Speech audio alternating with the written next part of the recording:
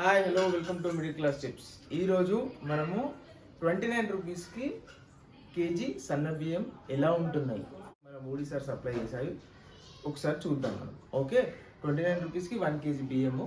So ఎలా ఉన్నాయి ఇక్కడ చూద్దాము.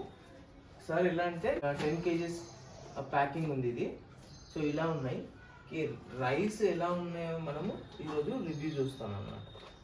సో మీరు చూసినట్టయితే బియ్యం మొత్తం చాలా ఫ్రెష్ ఉన్నాయి అండ్ వైట్గా నీట్గా ఉన్నాయి.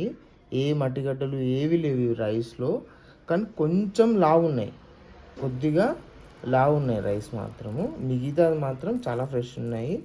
అండ్ ఈ బియ్యము పాలిష్ పట్టన్ బియ్యము, ఒంటికి చాలా మంచిది.